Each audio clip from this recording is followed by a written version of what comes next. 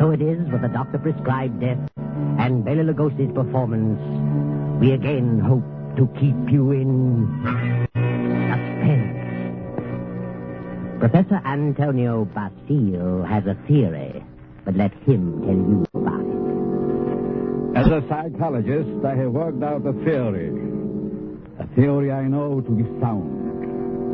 I contend that a person who has decided to kill himself can very easily be turned from this desire to the desire of taking the life of another. I can prove my theory. And if necessary, that is exactly what I will do.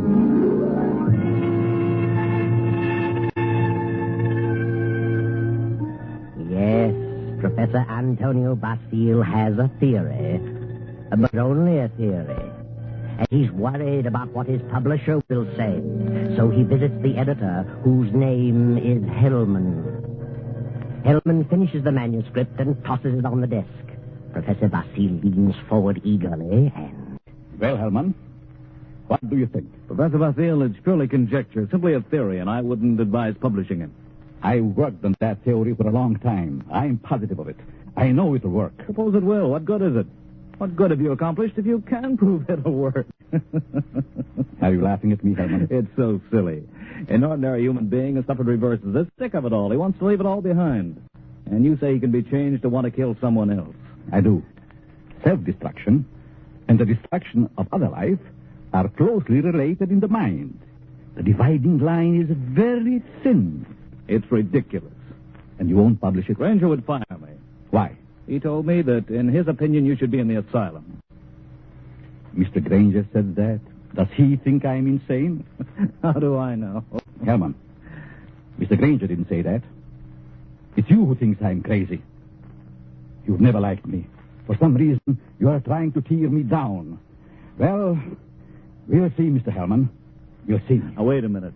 I'll show you whether my works are illogical. I'll show you whether I'm insane. Oh, calm down. I'm going to make you eat those words. I know you don't like me, but I'm going to prove that my theory is sound. Good night. Wait a minute. Basile, wait. You wait, Hellman. You wait. Yes, wait, Hellman. Wait. Professor Basile, seething with resentment, rushes from the office and strides angrily down the street. Insane, huh? I'll prove my theory. I'll find a subject. I'll find someone who wants to take his own life. And so Basile goes home, late for dinner. He finds a note from his wife, Myra, saying she's decided to attend the opera and will be home around 11:30. Then Professor Basile gets an inspiration. He goes to the bridge over the deep canyon, the bridge called Suicide. And strangely enough, he hasn't long to wait. As he stands against the railing in the fog, a figure appears a few feet beyond, stops, prepares to leap. Don't do it! Wait a minute! Listen. Huh? That's very silly. Let go of me. Oh, no. I couldn't do that. I need you. I don't need you. Don't you know this is against the law? You're not an officer. You can't stop me. It's 500 feet to those tracks below. Hard steel rails. And don't believe what they all tell you about not being conscious of what happened. You'd know. People don't die instantly. Let loose. They lie in agony for minutes and sometimes for an hour. It's a horrible death, I know. How do you know? I'm a doctor. Doctor. Yes. I can tell you much simpler ways, much less painful ways and quicker.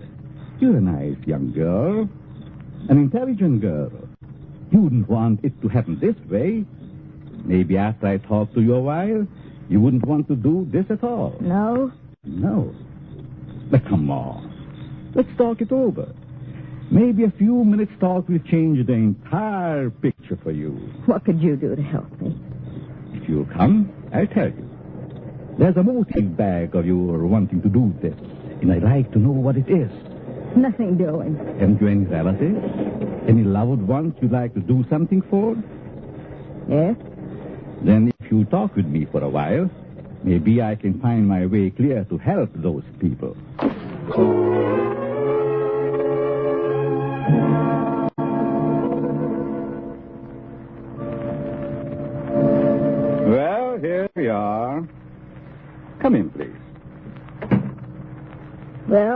you want to know? Sit down first. Are you hungry? No, I'm not that broke. It isn't possible. I knew that. I could tell by your clothes. Now first, why did you come here? Why? Why, because you talked me into it. See, you're not afraid of me? Afraid? In my frame of mind. What can I lose? Suppose I told you that I really brought you here to kill you. Kill me? You know, you're a very pretty girl, don't you? Yeah? That doesn't always mean so much. To the right man, it might. That's what I thought. But I found out it didn't mean a thing. Ah, then it was because of a man.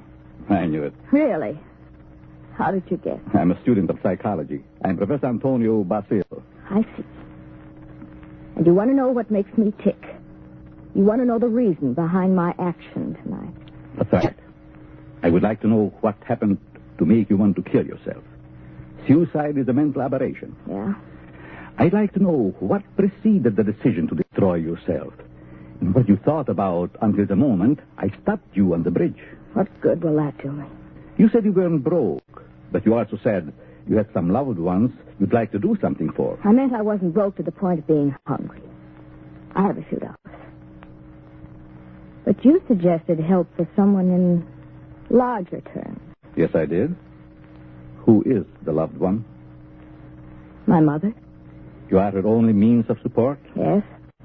And you intend to kill yourself? Yes. That's being selfish, isn't it? Selfish? Yes. You are concentrating solely on self. You think so? What else? The first law of human nature is self-preservation, right? I suppose so. The second law is the preservation of family. Yeah? So you decide to deny the first law and destroy yourself. And as a consequence, deny the second and leave your mother alone and in need. You indicate a form of insanity. What would be normal? To destroy the other person. The one who has done you wrong. Have you hurt him? No. Then the one who has done wrong should be the one to suffer. You have no legal recourse? Legal recourse? No, I haven't, I'm sorry to say. And you would kill yourself to let your poor mother suffer because of the wrong of another. Why shouldn't he be the one to suffer? I suppose you're right. Why shouldn't he? What happened after all? Why not tell me about it? Were you married? No.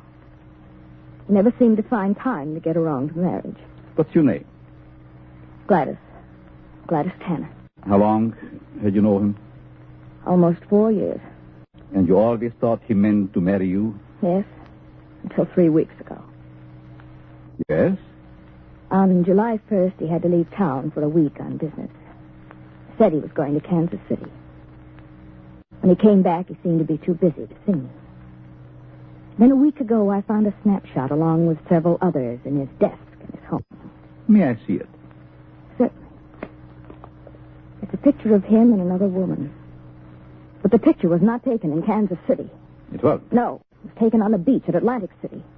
And it's dated by the finisher, July 3rd. Since he returned, he's refused to see me. Yesterday, he finally said he didn't care to see me anymore. That I'd better forget him. But it isn't so easy as that, is it? No. I figured I'd done something. And blame myself. Do you know this blonde woman in this snapshot? No. Then it must be a woman he has met recently. You've known him for 4 years. I don't think you are to blame. He's the one in the wrong. And he should be made to suffer. How? You were going to kill yourself. Why should you? Kill him instead. He double-crossed you. He deserves it. Now, let me go a little deeper into the situation. Whenever a person has reached the conclusion to take his life...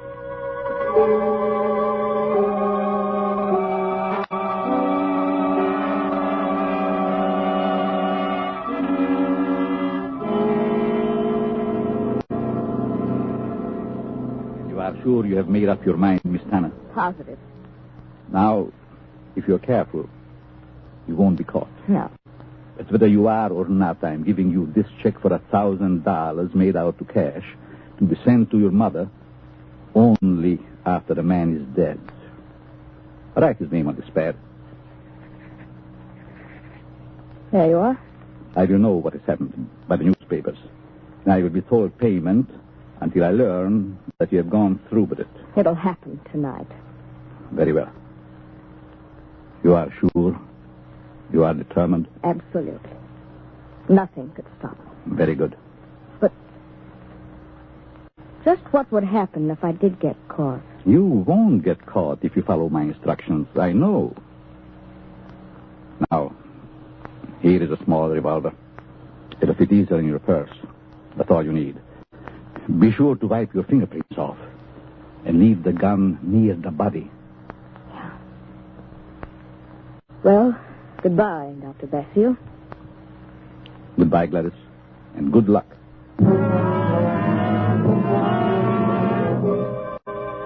Professor Basile watches Gladys as she crosses the street to the dimly lighted bus stop. Then he rushes to his car and drives away. A few minutes later, he comes to a stop at Hellman's house. Hellman, the editor who ridiculed his theory. Just a minute. Oh. Hello, Basile. Good evening, Herman. Thought I'd drop out to have a little chat with you. Well, why this time of night? Kind of late, isn't it? 11. Didn't think that was late for you. No? Come in. Thanks. Sit down. What's on your mind? I want to talk to you about my theory you ridicule so definitely. My theory about suicide. Oh. Well, I just don't believe it, that's all. And I said I'd prove it, didn't I? Yes, but what are you getting at? It's going to be proved. My theory is going to be proved tonight. Well, that's fine. Go right ahead and prove it. I don't like you, Hellman. I'd never liked you. And I know you don't like me. I can't help that, Basile. What are you staring at? Is there someone here with you? Certainly not. Why? That's a woman's purse on the davenport. Oh, my secretary dropped by earlier this evening with the manuscript. She must have forgotten it. She's not here now? Of course not. Then I'll continue. I found a subject. Girl who was ready to commit suicide because a man jilted her. In a few hours, I was successful in changing her thoughts from suicide to homicide, and she is going to kill the man tonight. What do you think of that? There may be a dozen murders tonight. Ah, but you'll know which one I mean. You'll know about this murder. What do you mean? Because I'm going to tell you who the victim is going to be. You know who the intended victim is? Why don't you stop it? You're insane, Basile. Hopelessly insane. You think so, Herman? The whole idea is mad. Too utterly ridiculous for words. No sane man would ever think of such a useless, senseless idea. And for heaven's sake, stop laughing. I'm thinking about the victim. Then he learned. Who is the victim? Martin Hellman. Me? Yes, you. I don't believe you. You will this time. Who is this girl? I know no girl who'd want to kill me. This one does. Now. Oh, nonsense. However, I wouldn't put it past you to hire someone to do something like this. No, this girl is no fake. This girl is serious, deadly serious. You probably hypnotized some poor woman, figuring she'd never remember what happened. Oh, Herman, you underestimate me. Maybe I do underestimate your evil mind. But believe Put up your hands, Hellman. Get away from that desk. I'll just take care of that gun, Hellman. That's better. Well, since when did you start carrying a gun, Basile? A gun? Don't be silly. This isn't a gun in my pocket. It's just my pipe. See? Well, what do you hear, Herman? Nothing. Oh, yes, you do. I heard it, too. A sound on the porch. I leave now. The back way. I put your gun in the kitchen. And I'll be very careful to remove all my fingerprints. You insane fool. Oh, fancy you. You, Herman, you are going to help prove my theory. Good night, Herman. Crazy devil. I'll have him locked up before he gets across town. Good evening, Mr. Hellman. Huh? How did you get in here? Through the patio door. What do you want? I wanted to talk to you. Very strangely. You're just imagining things. And what are you doing here? I wanted to tell you something. Yeah? What? When you first indicated to me that you were through with me, I was terribly hurt. I thought all along that we were to be married. I couldn't understand. I tried and tried to think of something I'd done to cause our breakup. And then I happened to find this snapshot in your desk. Snapshot? Take a look at it. Kansas City. No, Atlantic City, New Jersey. You and a blonde. And the date is stamped on the back. A business trip. Ha! Well, what about it? I just wanted you to know that you weren't so slick. I wanted you to know that I knew about the blonde. That I knew you'd lied. Now that you've told me, what good does it do you? A lot of good. First, I thought you came here for money. How could you think such a thing? Well, I think you'd better go now. I'm going. Goodbye, Morton. And good luck in your new venture. What venture? This one. Gladys. Gladys! And wish me luck in mine.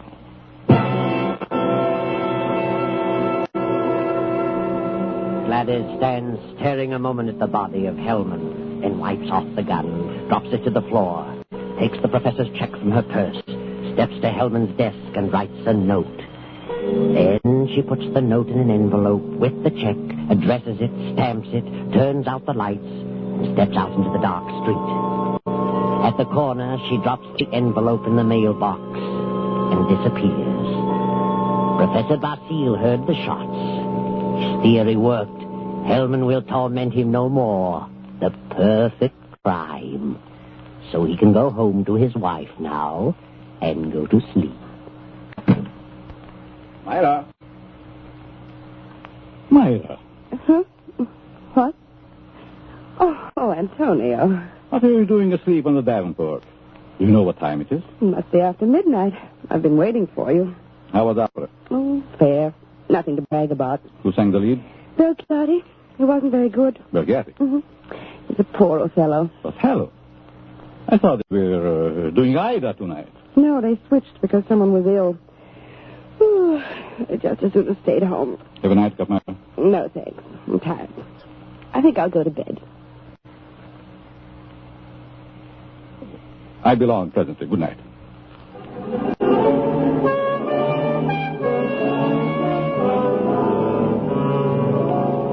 Then the night passes and the morning comes. The professor rises cheerfully and prepares for breakfast. Then... I get it, Myra. Yes? Are you Professor Basile? Yes. May we come in? We'd like to talk with you. Of course.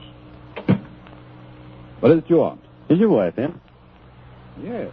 We'd like to see her, too. Myra. But what's this all about? What is it, Antonio? These men are from detective headquarters. They want to talk to us. Really? What about? May I ask where you were last night, Mrs. Basile? Certainly. I went to the opera. What time did you get home? Oh, I imagine it was around 11 or shortly after. Mm-hmm. Were you at home last evening, Professor? Well, I was at the club and got home about 12:30. By the way, do you know a Morton Hellman? Certainly. What about him? He's been murdered. Murdered? Good Lord. When? Around midnight last night. I found him this morning. How terrible. Why, I've known him for years. He was editor-in-chief of the company publishing my writings. I'm a psychologist, you know. Yes, we know. But what do you want to know from us? We weren't connected socially with Hellman, just in business. Did you know him, Mrs. Basile? Yes, I knew him very slightly. Do either of you know of anyone who'd have reason to kill him? Certainly not. Everyone thought highly of him. Did you ever hear of a girl named Gladys Tanner? Lady Stanner? No. Did you know of a Gladys Tanner, Mrs. Basile? No. Is this your purse, Mrs. Basile? Why, of course it is. That's the one I gave you last Christmas, Myra. Oh, yes. I must have lost it downtown. Where did you find it, Lieutenant? At Hellman's home. Hellman's home. Well, how in the world? Heavens, but We found it on the sofa. Well, I can't imagine how it could get there. And this is the revolver that killed Hellman, found on the floor beside him. What? No fingerprints on it, however. What? May I see it? Myra, this is your gun. I bought this for you 2 years ago when I went on the lecture tour. Yes, I think it's mine, but it just doesn't make sense. Did you have the gun in your purse when you lost it last time? Well, perhaps I did. I'm so confused now I can't remember. That thing, Myra. The thing, it is terrible. Oh, I know. Oh, dear, I feel ill. Did you ever fire this gun? Yes, once last year up in the mountains. I wanted to see how it worked. Ever reload it? No, I've never reloaded it. I just didn't think about it. But maybe I did put it in my purse. Why, I don't know. And whoever found the purse may have used the gun to... Oh, I just can't seem to think. This gun misfired on the first 2 shots. The other 3 killed Hellman. This is the most amazing piece of coincidence I ever heard of.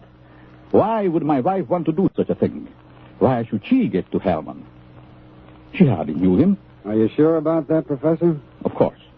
Well, sorry to say that I don't believe her. What?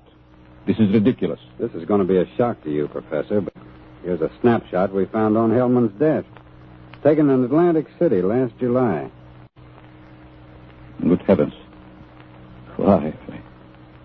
This is you, Myra. You and Hellman. You were at your mother's in Florida in July. Myra, look at me. What does this mean? I can't. And I can't believe such a thing. May I have the purse, the gun, and the photo? Thank you. I'm sorry, but I'll have to take her down to headquarters. But I didn't kill him. I didn't. I wouldn't. I loved him. Myra. Better pull yourself together. You'll have to go back. You'll want photos and fingerprints. Yes. Better get it ready, Myra. Certainly looks bad for her. Afraid it does. Looks like an open and shut case. Oh, will you come along too, Professor? Certainly. And so it all worked out beautifully. Not quite as the professor had planned. But then he changed his plan from the moment when Gladys Tanner showed him the snapshot taken in Atlantic City. And he realized that the girl's fiancé was Hellman, and the blonde was Myra, his wife. He had no intention of allowing Gladys Tanner to kill Hellman until he saw that snapshot. And when he recognized Myra's purse in Hellman's home, he decided to let Gladys kill him and the blame be placed on Myra. The perfect crime. But several hours later, after fingerprints and many questions, the professor is just about to be dismissed when Sergeant Rankin steps into the room and speaks quietly to Lieutenant Davis. What is it, Rankin? I stayed at Basile's place, as you said. Well? A few minutes ago, a special delivery letter came for the professor. This'll knock your eye out. Read it. All right. Well, this fits perfectly with the writing we were trying to make out on Helm's desk blotter. Professor, here's a letter sent special delivery to you a few minutes ago, postmarked last night. Read it. Dear Professor Basile, your theory worked a certain degree. You convinced me I should kill him.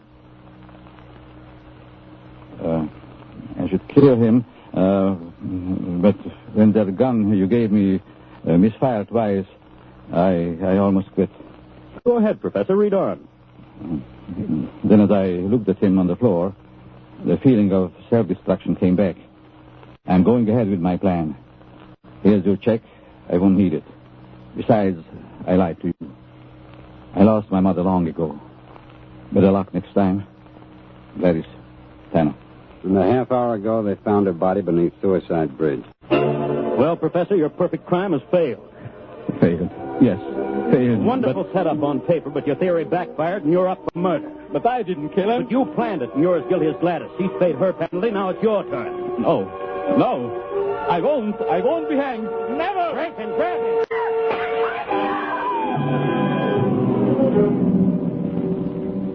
And now the doctor lies on the sidewalk 17 stories below. His entire theory worked in reverse.